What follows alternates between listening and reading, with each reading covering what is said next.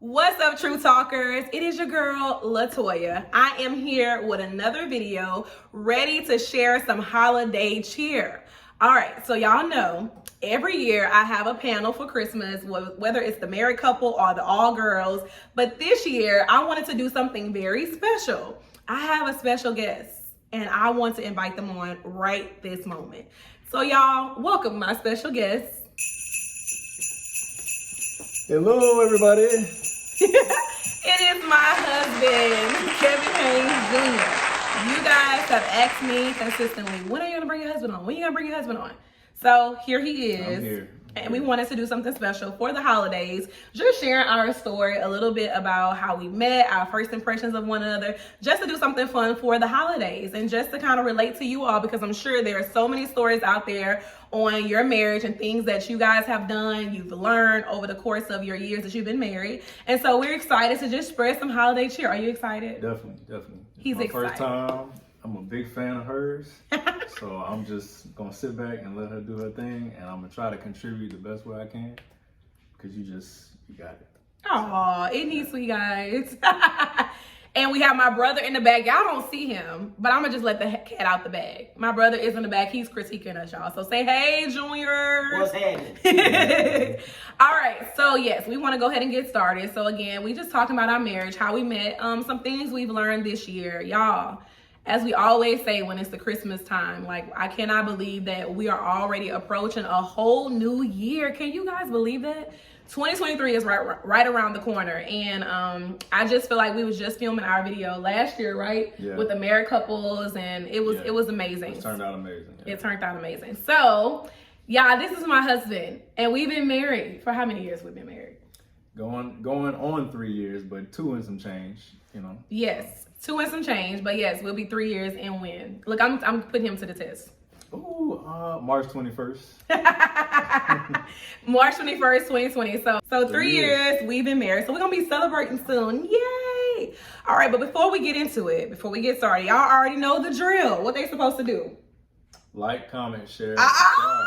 Like, comment, and subscribe. Make sure you like, comment, and subscribe so you can stay up to date with all of my latest videos. And not only that too, if you have not been here for like the Christmas panels and things like that, make sure you go back and check all of those videos out. They were great. They were amazing. So let's jump right into it. So the first question that I wanted to ask my husband, what was your first impression of me? Oh, man. See, she didn't give me a lot of time to think about this. It's so much things I can say, but I'll say initially, I could just see, and I know it could sound very cliche, but I really could see that you were a person that valued God. Just in the short amount of time I was able to see you for the first time, when I think we were at church and we were at the youth across the street, and you were walking down with my younger sister, Kiera, and you know, she was introducing her to my family and everything. And I'm like, man, who is this? You know, at the time I wasn't really too familiar with her. I just thought she was very beautiful. And I'm like, man, like, Aww. You know, but at the same time, God was like speaking to me too and letting me know, like, hey, this person is going to be in your life for a while. And at the time I didn't know exactly why, but I kept saying to myself, like, I could see myself with her and around her for a while. And I don't know, I've heard this phrase that says how when you meet somebody for the first time, that first initial spark that you get, you never really lose that. So whatever your first impression is when you meet them is kind of like, you know, essentially what you're going to feel every time that person is around you. So wow. For me, when you came around, God was, you know, literally speaking a lot to me in that moment. And I don't know, it was just a glow about you. It was literally like a movie. Like it was like the Holy Spirit was just tugging at me, and it was just, I don't know, when you walked down, it was like seeing sparkles over you. And I was like, okay, God, well, it's in your hands from this point. You know, I'll be obedient. I'll try to be obedient. I thought I was being obedient at the point, but according to my wife, you know, I was a little difficult. But, you know, that's another story. Exactly. But to answer a question initially is that I could just see that you were a God-fearing woman and that we were going to be together some kind of way, whether it was friends. I was praying dating because you were looking good. Yeah, I think I pretty much covered that. Okay. I guess you can answer that as well too. Yeah, so this guy, like, we gonna get into the story, y'all, because he said he saw sparkles around me, and he said, y'all remember that, because when we get later into the story, I want you to remember that, okay? But thank you, husband. When I first saw him, of course, I was like, he's fine. Like, he looks really nice. So, again, when I first saw him for the first time, I think it was with me walking with Kiera. We had teen week at the church. And it was my first time seeing him. I think, of course, I knew she had a brother, but I didn't see him in person yet. So that was like my first time seeing him in person. So I thought he was cute. Of course, he was a little bit older than me. So, you know, like, we always kind of fangirling whenever you see somebody that you have a crush on, or you're like, oh my gosh, like, this your big brother? He looks nice. And y'all, when I first saw him, guess what he did?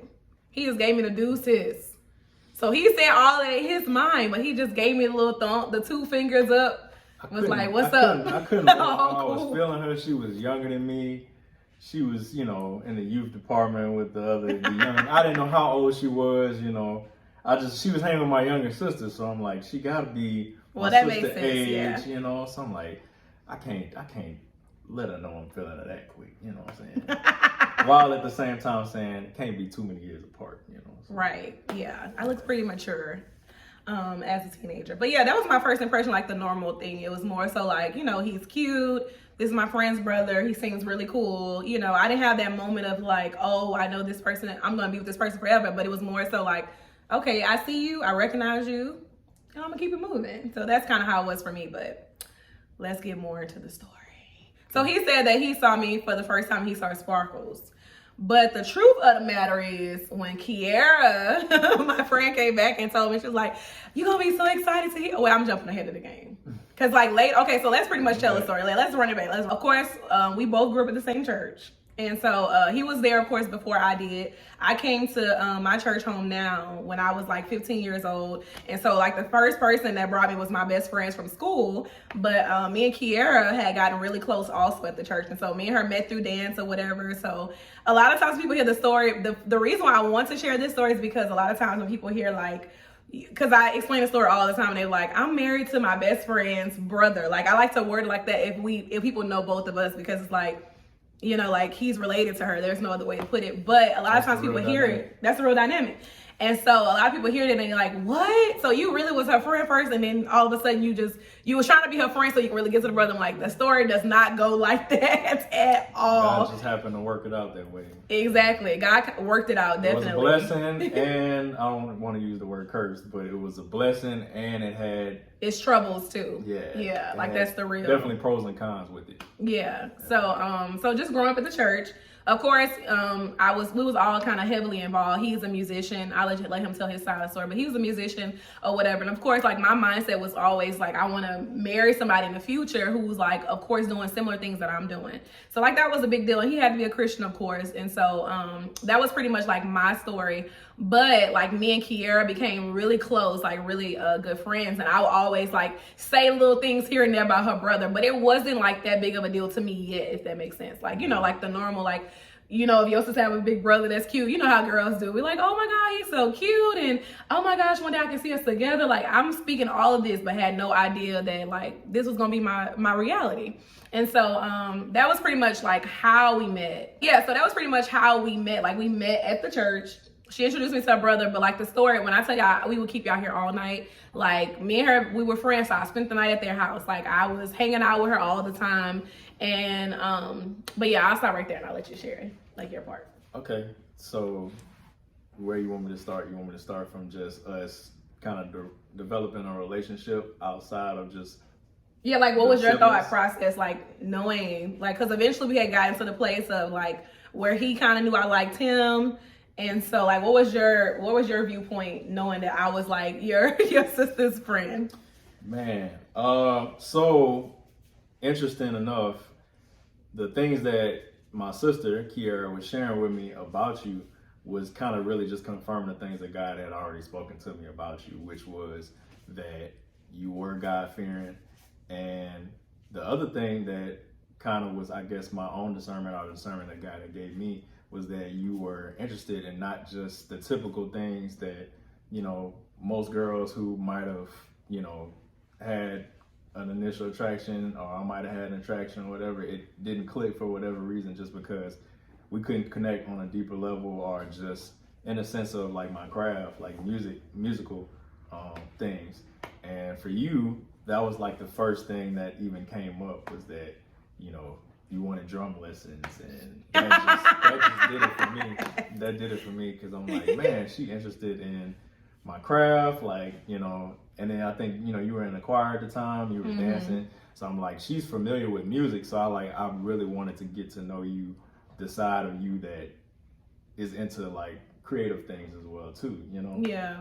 Because you were showing that already off the bat, and then you were a part of ministry as well too, so it made it easy for us to just kind of form a bond off of that, you know. But then of course there was other things surrounding that, so I don't know if you want me to go deeper into that in terms of like with the friendships and stuff like that. But it was other elements surrounding that as well too, that kind of kept us from just being able to connect and talk about those things together. I like that. Come on, husband. Yes, and so like he said, with that makes so much sense, because that was pretty much my story too. Like, I was younger, so of course I was like still in high school, things like that. So like, to fast forward through like all of it, because it'll take us all day to like explain like every little detail of our story, but we just kind of wanted to get the gist of how we met and things like that to get to like the marriage part. But yeah, so that was pretty much it. But the funny part was, as I gotten older, he grew a liking into me, and so did I. But the thing was, as I was getting older, like still trying to figure out who I was, he was also still trying to figure out who he was. And so like, that's where the conflict came in, because, you know, like, I was really close to his family, like really close to his sister. And so like, I was on cruises with them and things like that. And so I saw his moments of like where he wasn't his best self to him. Like, that's what he was explaining to me, because there was a moment, you know, like a girl wants to be pursued and things like that. And so he really wasn't pursuing me. So like, we went on like a date. Remember the time we went on our first date? Yeah. Tell them what happened on the first date. So I believe, before we get into the story, we went to the movies, right? Yeah, like after the cruise, like when we tried to. Yeah. We went to the movies, and I just remember being super nervous, because like she said, I was just kind of in a season where, you know, I believe I was still in college at the time. And, you know, I was taking a couple courses, trying to just, you know, finish up and go to another 4-year college. And, you know, but still just kind of struggling with purpose and just trying to figure out what exactly I wanted to do. Yeah. And, you know, to have to date in the midst of that was really tough. And, you know, but I knew that I liked you, and I knew that, you know, you were a person definitely worth the fight, even though I wasn't ready. And I wanted to let you know that, hey, I'm not perfect. I'm not where I need to be at. I'm not where I need to be, but I want to let you know that I am interested in you. Aww. And so, you know, I figured. And then we had a lot of just peer pressure as well, too. So much pressure. That's kind of a harsh word, but like, we had a lot of support. Too early, yeah. From, you know, family members and others. Friends. Hence Junior's in the background. A lot of push, man. Like, people who just really saw the vision early on, and saw us being together, even when we didn't really see it working out. So they would always just encourage us to go on dates and, you know, just hang out, get to know each other. But with her being in ministry and with me being in ministry, it was kind of tough to find the right time and the most organic time too, because we didn't want it to be influenced just off of others, but we wanted to do it naturally as well. Definitely. So, yeah, that was like the biggest thing. I'm sorry, I don't want to cut you off. But that was like the biggest thing too. Like, for me also, is like, you know, you want things in your life to happen naturally. And whenever something feels forced, it doesn't feel real. You know, like, because when you want to be with someone long term, you want that to be, because like, that's beautiful that everybody saw it. That's beautiful that I had a crush. But when you think about future, you want it to be something that like God had his hand upon. And so like, although like we went through all of those things, I'm glad like how it ended up working out for us, because like we said, I'm happy. One thing about Kevin, let me tell you, he has a mind of his own. Like, nobody can, that's one thing that I love about you, is that nobody can force you to do something that you don't want to do.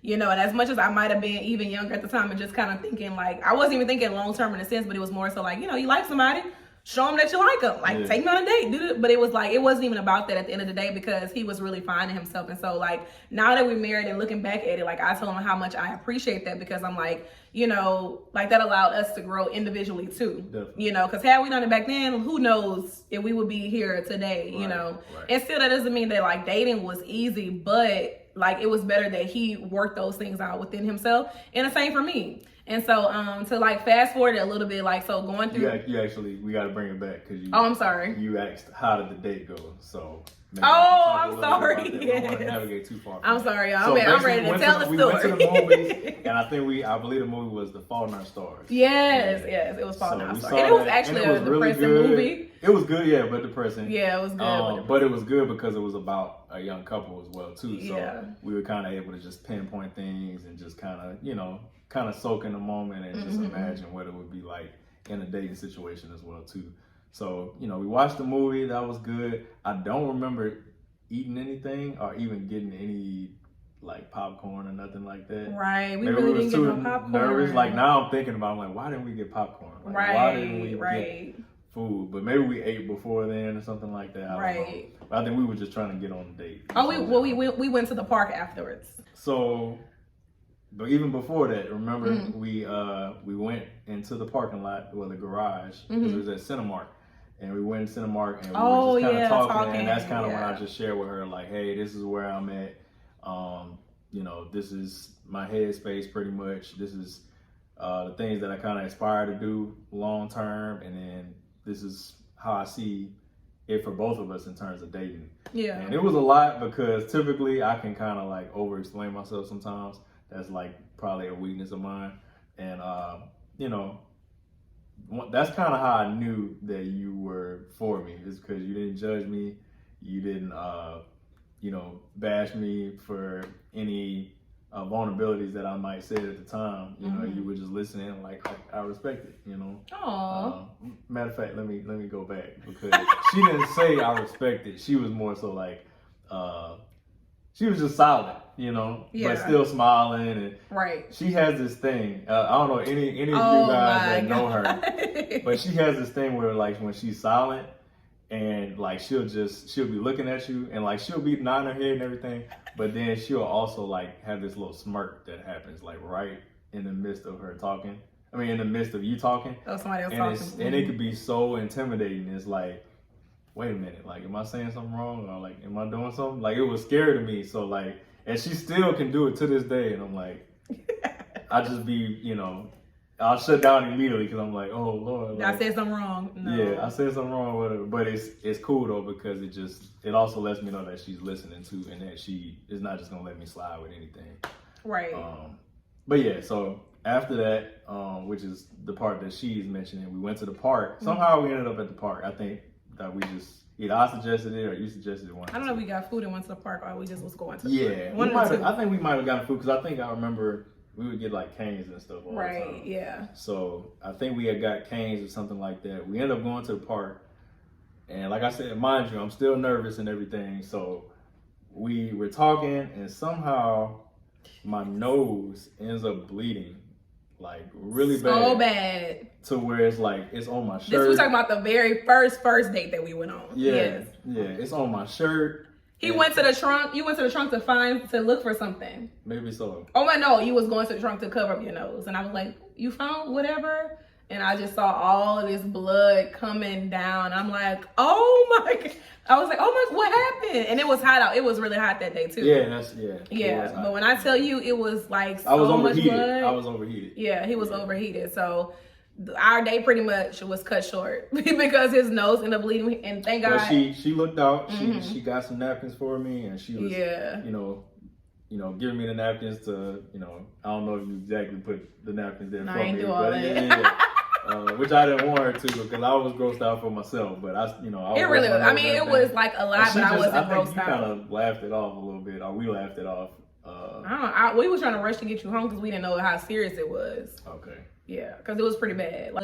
But I mean, it was like so much. So we rushed home to his home, and his mom and everybody was trying to help him get some stuff or whatever. Yeah. So like that was the end of our first date.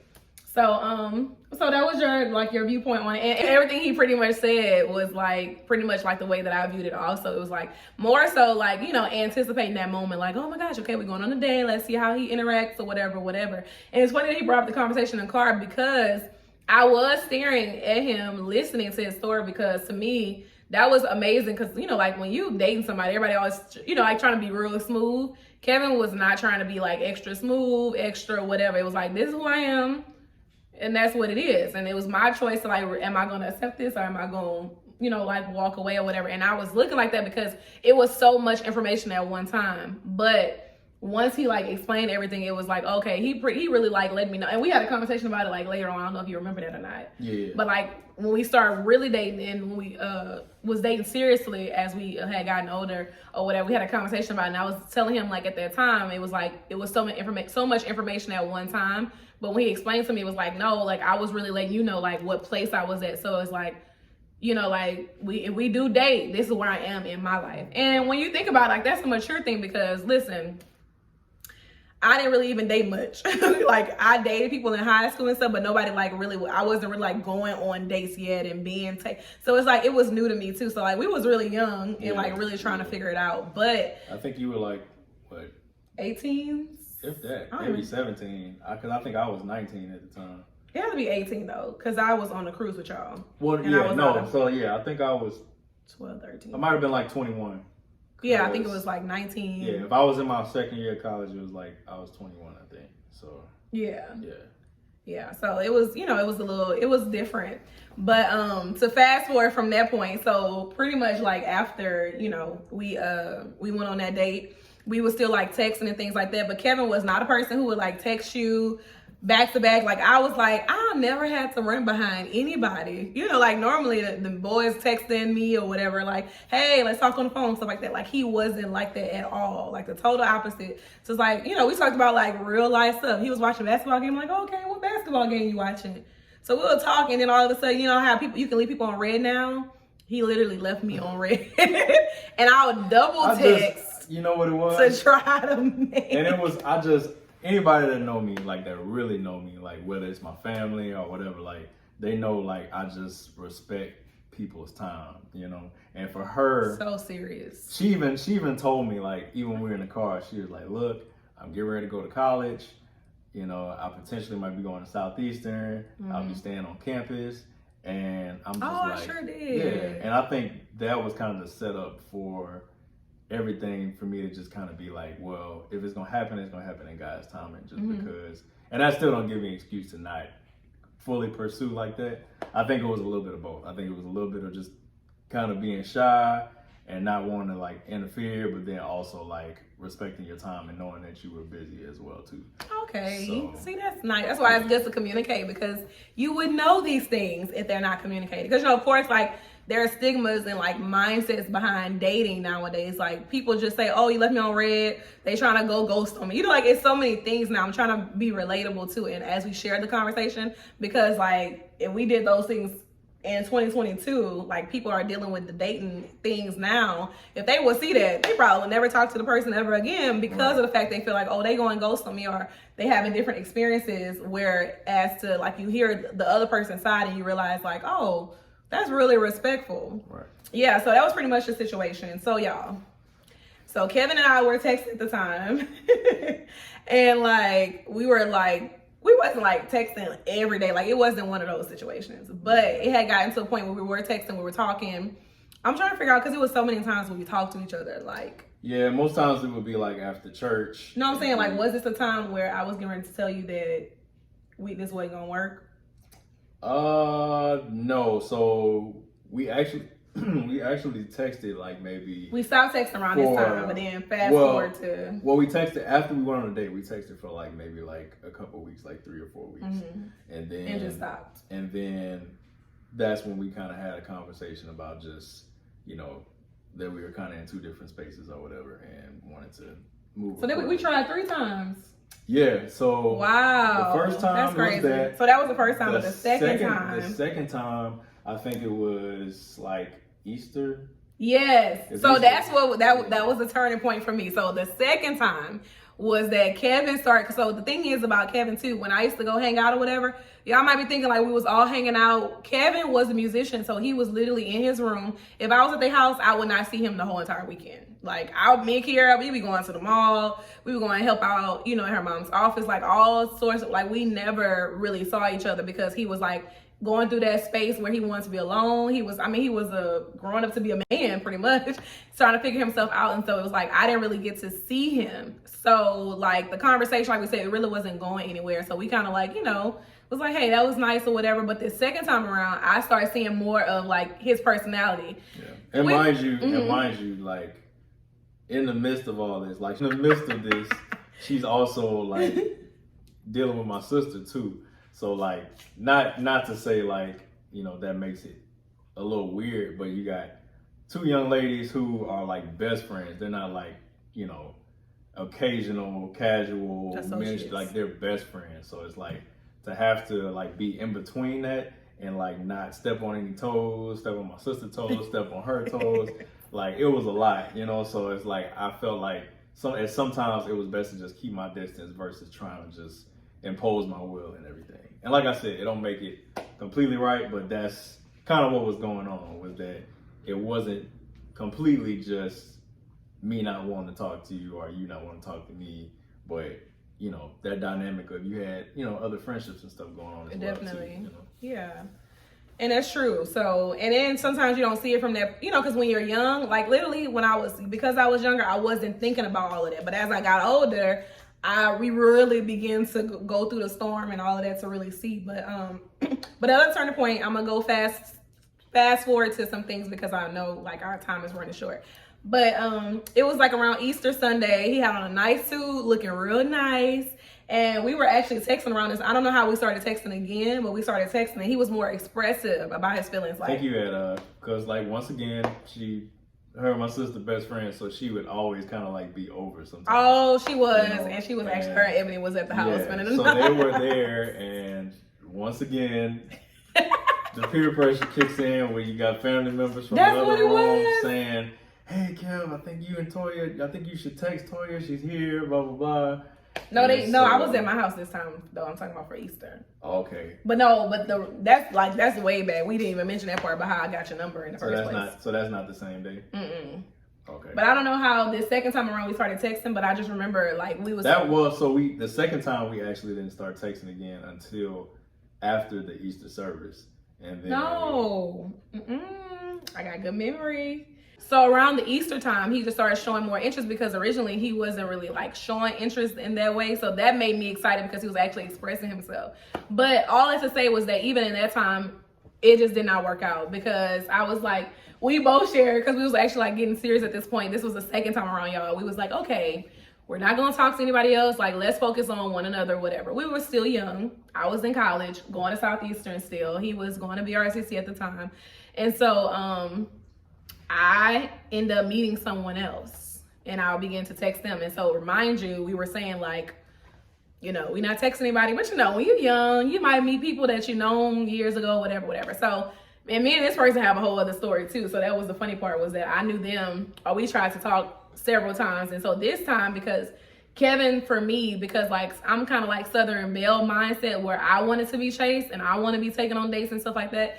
And so I was like never like running behind any guys per se. So I'm like, if he's going to be serious about me, then I feel like he'll put more initiative in like taking me on a date so we can like see each other in all areas. And so I was like, I had texted him and was like, so I don't think this is gonna work, or not even that it's gonna work. I was saying more. I actually texted. So discernment. She was on the phone. We were texting, but that's she why was like, two sides to every she story. was slow. She was slow to text. So I don't know. You guys just gave me discernment. Like it's somebody else on the other end. So I texted and I'm like, yo, really? I literally just said it. I was like, are you talking to anybody else? Are you texting anybody else? And she was like, I am actually. And I was just like, oh, okay, well. You said that? It's been so long, y'all. I called you out on it, and I was 2013. Like, I think I know it was like a joint agreement pretty much, but we both just said like, or we might have just stopped talking. No, from we that point. definitely discussed it though. Like you Yeah. said, but we did stop talking. He was like, okay, yeah. He was like, well, kind of pretty much like do your thing. Yeah. And when I tell you, I was like, and that's why I'm gonna go ahead and move on, because if you really like somebody, you're not gonna let them go that easy. So, I had like that really stereotypical mindset. Like if I can pause for a moment and just encourage my truth talkers right here. This is what messed me up in life a little bit when it came to dating and relationships. I was like a very rom-com type of girl. Like I love romantic comedies where like, the movies where the girl is like doing her own thing, meet a guy, boom, before you know it, they love and whatever. And Disney Channel type of Cinderella princess mindset. And obviously I went through my own things in high school, so I wasn't like, like it's hard to explain. Like I wasn't in high school, I wasn't a person that really committed to anybody, because like that wasn't like my main focus. I did like a lot of people, like crushes and stuff like that, but I never really committed myself to like being with someone to like the level of which maybe people may date or whatever. She So was telling people to shut up in high school. very She was aggressive. She was shooting people whatever. down. Because I knew at the end of the day, like, I was in high school. Like, it wasn't going to be anything like that was going to be long term. But the goal was, of course, in your mind, when you want to fall in love with somebody or you want to be in a relationship, like you want that real love type of thing or whatever. And so like that was really my mindset. So all I say was that like that kind of messed me up, because I had the stereotypes in mind. Like when he started talking to me, well, if you like somebody, you're gonna chase them, you're gonna do X, Y, Z, versus like looking at the situation as a whole. But I'm glad it happened, because I needed to go through my own experience and not go, like not force it just because I feel like, oh, I'm glad I followed, whatever in that time. And so, so I was texting someone else. And so I pretty much let him know, like, I'm gonna go ahead and pursue this person, and, we can still be friends, because at the end of the day, like me and Kiara were best friends. And at the time, he'll see me anyway, but Kevin was not a person who would like hang with us. So it was never that type of situation to where people may think like, girl, you was able to see him out. No. But the crazy part was when I was dating this person, of course, like I'm a loyal person. I was all zoned in. It's the first person I feel like that courted me and took me on dates or whatever, the thing that I wanted. And I pursued this person maybe for about a year or whatever. It gotten pretty serious for me because this was my first real relationship. And mind you, I had the mindset where I was like the romantic comedy girl, where I'm like, you meet someone, they bump into you at the mall and, whatever, they chase you down. And so a lot of stereotypical moments. So for people out there who date, like sometimes that's why it's important to really know yourself, because you have to be able to distinguish like what's like really in front of you and what are things that you really want. Do you want something that sounds good, or do you really want a story to tell? Like, and that's the beautiful part that I love, like, kind of jumping ahead about Kevin and I's story, is that it really is a story to tell. Like the more we have matured and grown in our marriage and like in our love for one another, is that we really have a story to tell. Like our kids are going to hear this story one day, and it's not the picture perfect marriage or a relationship at all, but it's our story. So anyway, I was dating this guy, whatever, fell for him, and that went left. But there was a moment when I was dating him that things had gotten pretty rocky, but of course Kiara and I are still best friends. Mind you, while I'm over here dating or whatever, going on dates, thinking I'm having a great time, and Kevin always stayed respectful. This person came to our church and things like that, and so he always remained respectful. He shake the guy's hand, he will hug me, and I'm like, that's weird, because you liked me at one point. I just never seen it before. And so he was very respectful, smile, whatever, y'all have a good one. And I'm like, wow. But again, That's because I knew.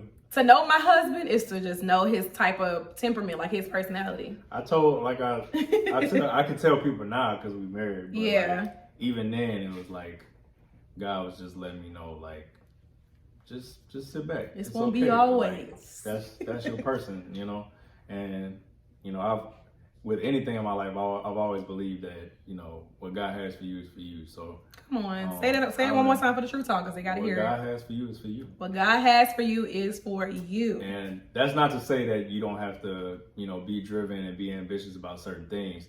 But if you put the time in and the work in behind the scenes towards whatever it is that you believe in God for, you're not gonna have to showcase that to anybody or any other person. So for me, like a lot of people might look at dating and say like, oh, well, I got to do this and that because that's what, social media and that's what, the world says that you got to do. But realistically, it starts, behind closed doors. Like, I was already kind of like praying and like believing God, that things would work out.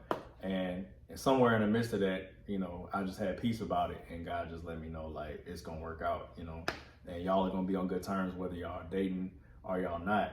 But then it's weird. At the same time, he was like, but keep, stay tuned because she is for you. So I was like, okay, God, I don't know how it's gonna work, but I'm gonna stay tuned. Yeah. I love to hear him say it. Like, it's nice hearing his perspective of it. Like, I love that. But yeah, that was pretty much, what it was. And so like we was going through a hard moment, and it was like that moment where I was at the mall, the guy showed up, and I just saw Kevin. Like, it was pretty much those moments where, like he said, he was really maturing and finding out for himself, and I was dating, like, doing my own thing or whatever, finding myself, building my relationship up with God and things like that. And I was really strict. Like, y'all, if y'all would have known me in relationships, you would laugh because like I took the Christian mindset to a whole other level, and it really wasn't about like and I'm glad that I matured now, because looking back now, that's why I can encourage people about relationships, because it was so much about the do's versus like the heart of a person. Because at the end of the day, that's what's going to matter at the end of the day when you marry somebody, or even in a relationship, even with friendships, people you come into contact with. It's about the heart of people, because they can do all the things right in your brain or look the part, but doesn't mean that like that's the person that God has for you. You know what I'm saying? That doesn't mean that like they're going to be able to make you feel this empty hole in your heart. Like, you really have to find it in God and God only. And so I think that it was a lesson to myself, because I always joke with my friends, was like, I never had my heart broken. Maybe they need to happen.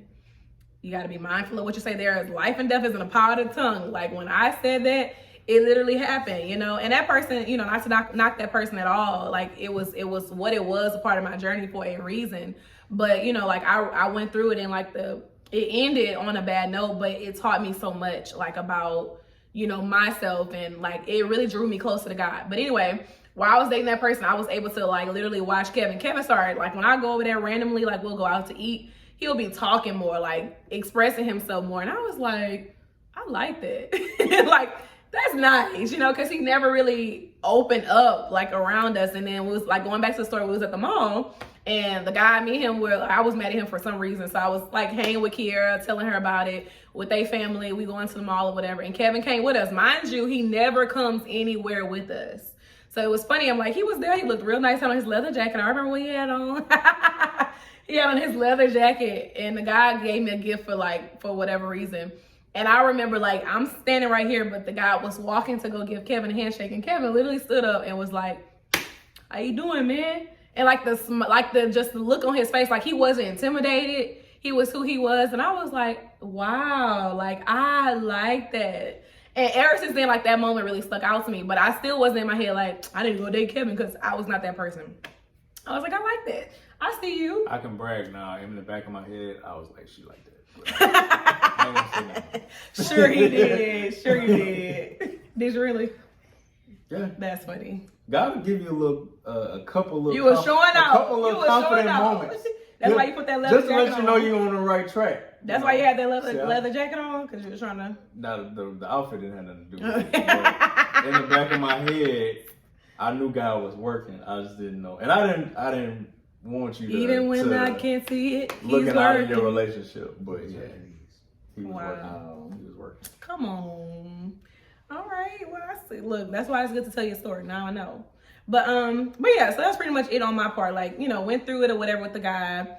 Was went through a breakup. Like I said, that was my moment of my heart being broken, because that was something like I really put time into. And so like, because of the time and the conversations, like that's what hurt the most. And so like I was really going through that process, crying, getting over it, but as I was going through this though, I can really say like like I said on my last video with Charity, like heartbreak really brings you closer to God. Like when I tell you driving to Hammond, and let me tell you why this part was so crucial in my life, because at the time, it was in, I think I want to say 2015. It was 2015. My grandpa had passed that week. My brother was literally getting his sentencing to go to prison, and I was flunking all my classes at Southeastern.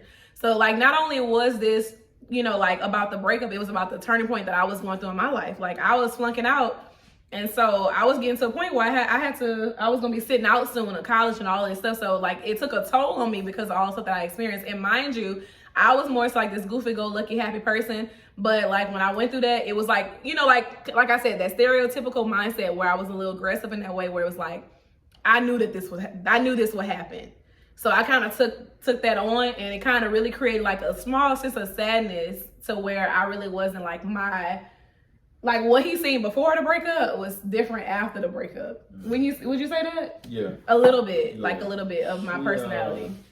Well, that would be fast forwarding kind of Yeah. in that situation where I actually saw you in those moments. But Yeah. uh, Well, you can tell after that part a quick story about during that time and what you saw, because you yeah. And there's no pressure to talk about that. together. I was just saying, like, most times the moments that I saw you after was actually when we started talking again. So yeah. But yeah, even like from just, you know, seeing pictures of you and stuff like that, like I know how it affected you and stuff like that. And, you know, me and my sister talk, so, Yeah. you know, she would be telling me, Shame on you, blah, Key. blah, I'm just kidding. And, you know, she was actually a window because that conversation led to even Window over your head. saying that, you know, you would potentially be single again. So Yep. And that was his way of like really coming. And around that time, I was really like, listen, I just went through a breakup. I'm about to focus on everybody had this. I'm about to focus on myself. I don't want to be in a relationship. And that's literally what we said. So Kevin and I started our relationship again with us, like literally being friends and having conversations. Like when I say he heard all about my breakup, like all about it. This is a great man right here, y'all. He sat there and, you know, many guys are like, listen, she ain't trying to be with me. And it would have left high and dry. He literally been through the storm and the rain. Like we really built that friendship first. Like we used to be on Tango together playing. So after the breakup, Tango is, for the people that don't know, Tango is like FaceTime. FaceTime. It's not a thing. We anymore. sound old now, you know, like Tango was back in our day. But no, she didn't have an iPhone, seriously. and I had an iPhone, so we had to find another app where we could FaceTime. I sure didn't have an iPhone. Yeah. Look at us. See, we went through our glow up together. We was able to play games. They had like where you can play little, you know, checkers. We play checkers. Checkers. Put little faces on your thing. You can draw another person, so it was cool. We was able to get real close. Exactly, through that. Tango. Yeah. Yep. So, and it was kind of like getting me to that place where I needed to be, because I was running from the communication and just the chilling aspect. I wanted to date so bad. So I got all that out of my system, and we did get to that point. But anyway, Kevin and I started talking again. So that was his window. He was like, you know, like, I don't want to let the good thing go. Like, I want to try again. I know you just got a relationship, whatever. What's your mindset?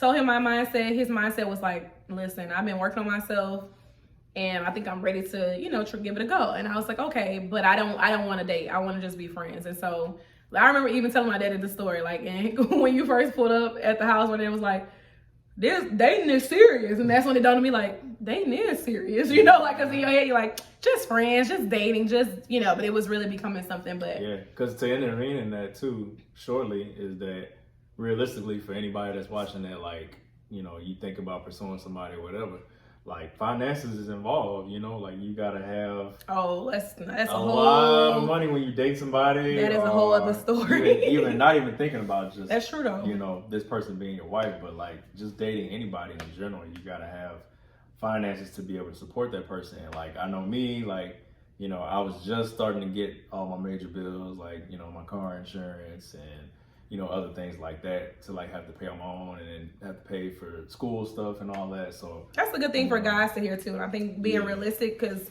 that's hard for like what people are debating about now, like about the dating thing, where it's like, you know, you see all these posts about, if you don't pay for me and my friends. Now, mind you, this day and age, people have businesses and things like that. But for us, like, I was going to college, and like he was, you know, still pursuing music. Yeah, I was just trying to figure it out. Still playing at the church. Yeah. Yeah, I was an employee there, and so that was my income, you know, at the time, because I was still, you know, I was thinking about whether to go to school for music production, and I knew that I couldn't just be locked down in certain situations, and even as far as like, you know, gigging out and stuff like that too. So yeah, I had to be flexible. As a musician in general, you gotta be flexible. So definitely. Even school was like the farthest stretch, I think, of that. So yeah, when I tell y'all we have a story to tell, because I'm literally sitting here thinking about all the stuff that we've been through, and I'm like, this would be a 3-hour video. Because of the fact, like, our wedding is a whole story within itself about the pandemic. So we'll do as the year go on, we'll do different videos telling y'all about our story. But Right. I really wanted to highlight this because I feel like, you know, it's important for people to know, like, as a Christian couple, like how our relationships began, that they're not perfect. And so for Kevin and I, like we said, as we were going through, you know, the tango experience, like we was really getting to know each other. But like our story it had so many ups and downs. Like we really say now, like we thank God to be married. Remember we said marriage is like easier than the dating process? Yeah, I Siri. don't know if it's you know, if it's a new generation thing, because it seems like we have a lot of other younger couples around us. Shout out to KP, Keltrin, Tron, Nicole, you Courtney, Rod. So many people. But you know, we were able to kind of just feed off of them as well too. And then even dating, like we had a lot of couples around us too. Yeah, so where we a lot were of able to share mentors, things. parents. Yeah, and even like, you know, a lot of spiritual couples around us too, to where they were actually able to just kind of help us, not just in the natural aspect, but like the spiritual aspect. Yeah. And a few of them had actually like, you know, spoke into our life and times where we were really like low. And, you know, so we really had a lot of help in the dating phase. But then when marriage came, it was more like, you know, everything that we went through up until this point now has prepared us for the things in marriage, for us to have those difficult conversations and even do the difficult things, you know, as far as like sacrifices and stuff like that. So definitely. Now it's more so like, you know, we're kind of able to like reap the fruits of the labor, you know, and you know, that's a good way to say it. Yeah. Reap the fruits of it. Like what you sown in tears, you're gonna reap in joy. Yeah. All of the hardship that we've experienced, like we look back now being married and say it was worth it. The conversations was worth it. The arguments was worth it. Things that we went through, you know, it was worth it, because now we're looking back and we're seeing like he said, the fruits of it, like how God has blessed us to get to this place. Yeah. And it's encouragement to say, like, you know, the reason why I was always afraid to share testimonies is because like when people share their testimonies with you, it kind of gives people an excuse to struggle. Yeah. If that makes sense. And that's one thing that I always like ran from, because like when people tell you a story, you kind of put in your mind like, oh, I can kind of go through the same thing, but everybody's story is different. Like our story is not your story. So I don't want people in the audience to sit and think like, oh good, well that's how my story may end up. No, you may see some similarities, but more so using this as encouragement to know like God is going to write your story. Like if you just continue to choose him first and continue to like build your relationship with God and allow like your journey to just unfold, then that's pretty much how you meet your person. Like in my mind, like now thinking back about marriage, as much as I wanted marriage when I was younger, to be honest, my marriage goal was really at the age of 30. Because for me, I wanted to be more established. I wanted to be at this stage in my life, and I wanted to, you know, be more like, you know, like a go-getter in a sense, but still meet that person when I feel like I was good and ready. But to say that I got married at 25 years old and it's almost 3 years, I can really say like being married, like he has helped me to grow. Like I'm like, if he wasn't a part of the journey, like would I have ever gotten here? You know what I'm saying? Like now that's how I look at it. Like I think about it. Way. Yeah. Like even like the way the thing that I wanted to say too was like the way that he loved his craft is like what encouraged me to like be more bold about like what God has called me to do. Like this how YouTube really came about, because I said this when I was single, like I'm gonna have my own YouTube channel, whatever. Kevin is the equipment man, music man, like this is his thing. And so like us putting these things together, like he like a behind the scenes type person. I'm more so like I want to be hands on. Let's go with it. Let's, you know, speak about it or whatever. And so he really helped me to be like, cause I'm like sitting in the house watching my little videos. I'm like, he in the back working on his music. He's like, why don't you create you like a prayer room? Why don't you put it out, you know, do it. And like, it was really encouragement to see like, wow, like this is what it's about at the end of the day. Like how to bring glory to God's name. Like people look at marriage and they think like it's all about the lovey-dovey stuff, and it is. Like we thank God for we go on trips together.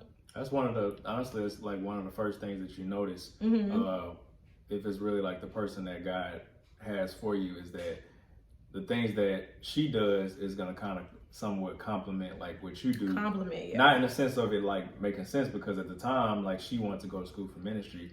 Well, she's a teacher first, went to school for teaching, and then you know, and that's a story within itself. For music and do music. But then also I knew, which she didn't know at the time, that I was like also like a people's person in the sense of like I like to make sure that everybody be around personable. me is like, you know, pursuing God the best way they can, you know.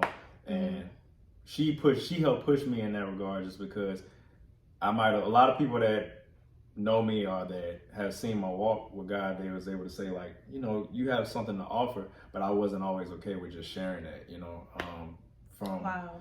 whatever it might be, like intimidation or whatever. So she really helped push me in the sense of like, people need to hear your story, and sometimes like when you're in a couple situation, it's easier for your light to shine, if that makes sense. Yeah. So it was easier for me to, and I know she, was giving accolades to the music and all that stuff, but, she's helped push me in that regard too, just because, and even now, with marriage and paying bills and everything, sometimes I don't get to do everything that I want to do at the capacity that I want to do it, but we always keep each other encouraged about, always writing a vision and just saying what we want to do in the future. So, yeah.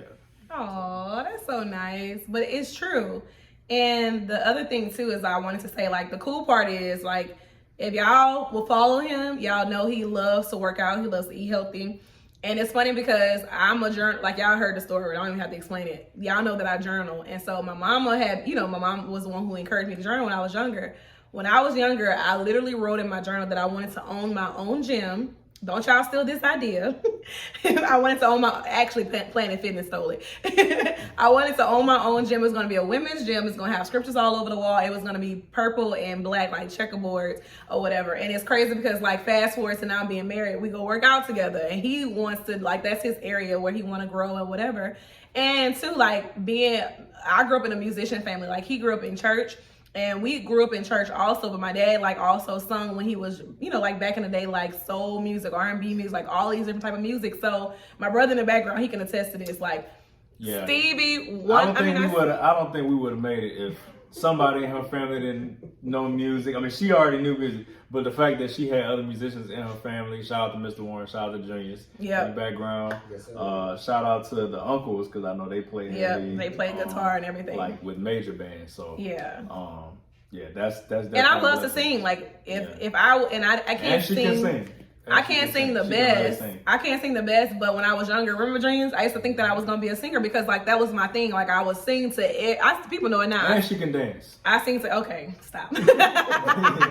I sing to everything, but like as you get older, you realize like this is my niche or whatever. But I have a love for it, and so like that's the areas where I realize like in marriage, it really complements each other because that's what we care about the most. Like I love ministry, he loves ministry. Like it really complements, and so I want to pause right here because I feel like if I keep going, the video is going to be forever and ever and ever. Like, it's so many things that I want to share with y'all because, like, I'm like... We're going to come back to it. Yeah, because now I'm talking about our story. I'm like, I'm getting more inspired as well. Finish it out. I'm getting more inspired. You too? I'm getting more inspired as well, just hearing it because I'm like, y'all, we really have a story to tell. Like... And it's nothing but God. Nothing but God. You can't take credit for it. Yes. I can't take credit for it. I'm not perfect. And that's what I just be wanting people to know. Yeah. Anybody that knows me knows I'm not perfect. But I'm humble enough. If nobody else is going to be humble enough to say it, I'm humble enough to say, like, hey, I'm not perfect, but this is what God has done for me. And, like, that's what it's about. If we are in the video right here, one thing I do want to say, and I always share this with anybody on my job or whatever, just to let them know as well, too. Like, when you really put God first, he will order your steps. Because literally in his favor, because when you're connected with the right person, everything just starts to align up, especially if they're in the will of God too, because literally in a 3-year span from being with her, it was, of course it was surrender to God first and just, I always say the unwritten rule sometimes is even like with your tithing and stuff too, giving back to God and sowing to what you believe God for. So shout out to my parents. They always stayed on me about tithing and stuff like that. And I just kind of followed. And I remember just when I would get my checks and stuff like that with the church, I would just tithe and I would tell God, this is what I'm believing for. And, and I would just literally just wait in expectation for it. And God would always give me, he wouldn't always give me direction or what exactly it was, but he would always give me encouragement. Sometimes when you're waiting on something from God, it's not going to always be a movement, And in this generation, and like And in the world now, we always want to just say, oh, well, if you ain't moving, you ain't doing anything. Ooh, That's woo. not true. Come on. You know, if you literally are waiting on God for expectation, he's going to give you vision, but then he's also going to give you encouragement, and he's going to soothe whatever it is, your pain or whatever, because essentially I can't carry my pain into the next season. I can't carry my trauma into the next season. So why would I believe God for something in my next season if my trauma is there? Because I can't fully experience it. So the first thing that God did was he said, you know what? I'm going to take away your trauma. I'm going to take away the things that's hurting you. Yeah. And then as you begin to sow and give back to me, I'm going to give you vision, you know? So that's what happened. He gave me vision. He literally told me even before I got with you that, hey, your next is going to make sure that not only you're taken care of, but she's taken care of. And so we got together, and she was on me tough, you know, because she was like, you know, you're a musician. That's cool. How are you going to provide your income? And it was true. I didn't know, but I remember having a conversation with you. I said, he did. God told me She said that it. the next job that I have, or next situation I have, was going to provide. And literally, we got together, we dated. Within that time, still had little struggles as far as like, you know, where that was going to come from and how I was going to provide for you. But God just kept telling me, wait. And my job came shortly after we made it official, and that took care of everything. We were, like my manager says, we was able to eat steak and everything else.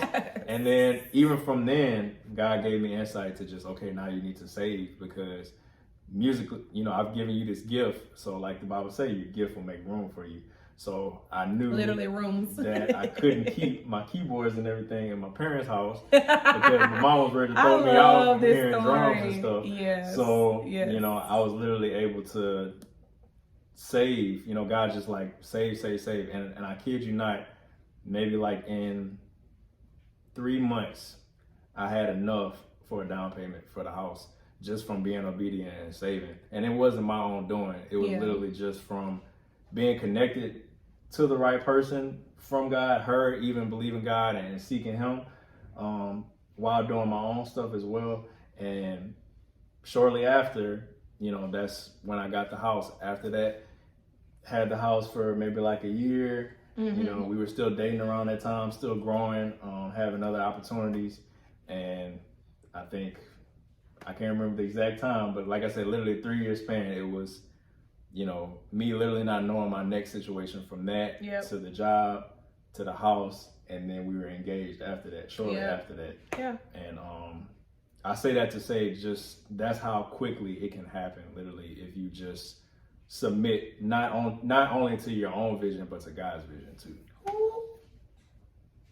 That was fire. I don't even want to say anything else. Like, when I tell you, like, that's pretty much what God does. And I want to piggyback off that last point that you said, because of the fact that people put a time limit on when God can do something. Like, I see a lot of people right now, a lot of my young ladies, I speak to my young ladies right now, where people are getting so discouraged about marriage, you know, and I understand, because I get it. Like, even being in high school, like as a Christian, you know, you save yourself for marriage. So the next thing is like, oh, I can't wait to have a husband, without thinking about the growth and the things that God wants to do to get you to that place. And so a lot of people right now feel like they at that place where they got the business, they did their part, where they looking for that relationship where it's like continue to honor God. Like he said, like, you have to really deal with the things that you have going on in your life, the trauma, your issues, the things that you might have not let go in your childhood, and really get to that place of wholeness so that God can begin to like literally order your steps. Seek ye first his kingdom and his righteousness, and all these things will be added unto you. Like, that scripture, you know? And from my point of view, like, I didn't even have it all together. Like, I was still trying to figure myself out. He was still trying to figure himself out. But individually, we still sought God in our relationship, you know, with God. And like, that's what mattered the most to me. Like, my relationship with God superseded my relationship. Same with him. It was like, listen, if you can't get with the program, and there were times when we had spats where we thought we was not going to make it, you know, but like looking back, we can say, you know what, we thank God for it. You know, and that's not everybody's testimony. Shout out to our parents too. Oh yeah, our parents held us down. And siblings back then. Yep, siblings held us down. They really helped keep us encouraged. And, you know, I think, not to cut you off, but just sort of like, I think a lot of times, a lot of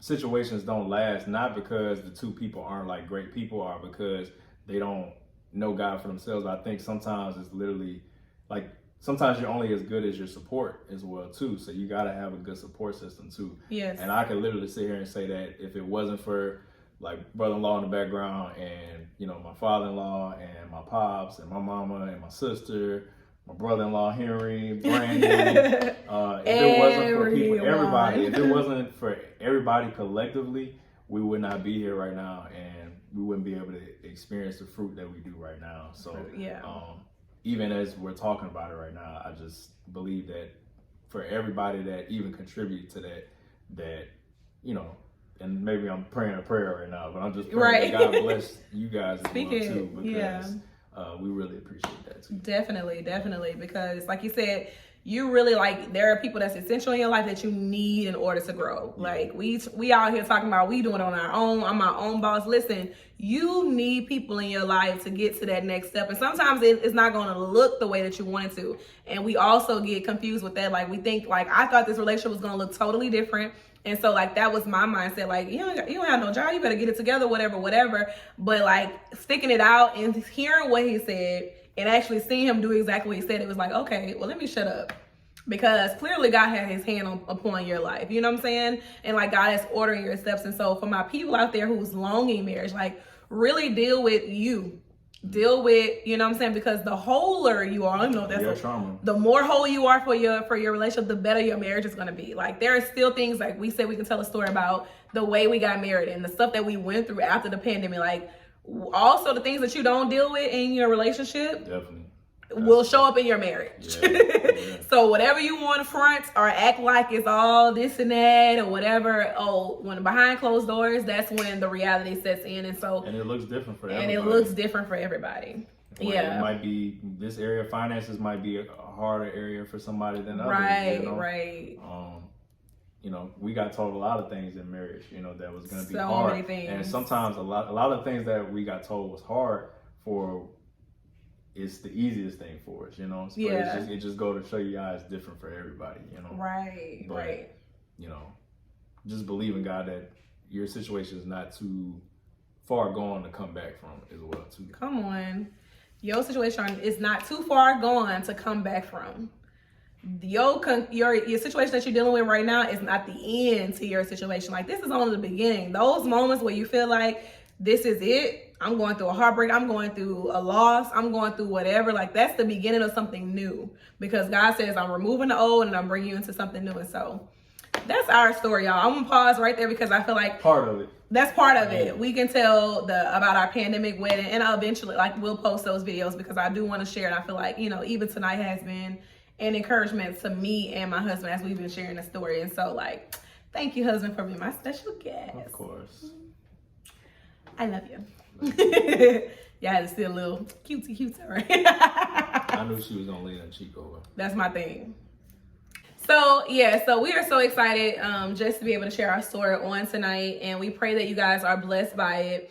As you take a moment, as this year is coming so close, to reflect on your experiences in life. It don't have to be your marriage. It can be your time in school. Whatever you went through this year, and you feel like it was a struggle, but also a blessing, reflect on it and begin to thank God for it, because you have to go into the new season with gratitude, knowing that God is he brought me through something and getting ready to bring me to the next thing. And so this is going to overflow into your next year. When you wake up on January 1st, you don't become a whole new person.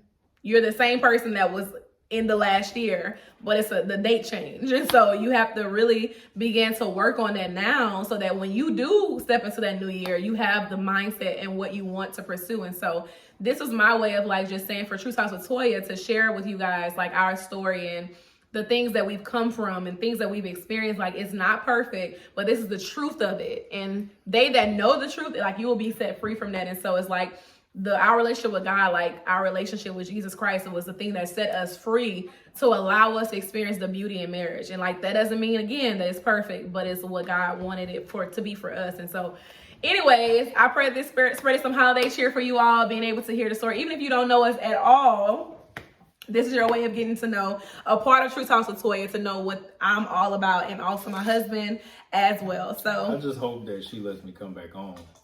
Oh, of course. Of yeah, course. I had a good time. You had a good time? That's what I'm Had a talking good about. time. So yeah, we gotta finish the story, man. There's Yeah. so much more to tell. He'll be back, guys. So you'll see more of him. And actually, well, I won't even share that. We have so many surprises coming to you guys. And so, yay! Well, I love you guys so much. I pray this was a blessing to you. I pray that y'all have a wonderful, wonderful holiday season with your family members, that you guys have all of the holiday cheer, experience love, and remember that Jesus is the reason for the season. At the end of the day, we're celebrating these things because it's all about Jesus. It's all about his birth and what he did on the cross for us. And so I just pray that whoever watches this video feels a sense of release, a sense of hope, a sense of going into their new season, knowing that God is going to work out whatever your situation is. And so we just pray for blessings and peace over you and your family. In Jesus' name I pray, amen. I love you guys so much. Don't forget to like, comment, and subscribe, and be looking out, because we're going to have so many more videos coming to you guys soon. So we love you. Have a good one, True Talkers. Laters. Thank you guys so much for watching our video. Be sure to like, comment, and subscribe, and make sure to comment your thoughts. We want to hear from you guys. We love y'all so very much. Thank you for hanging out with True Talks with Toya, Husband Edition, I Love Story. Yes, sir.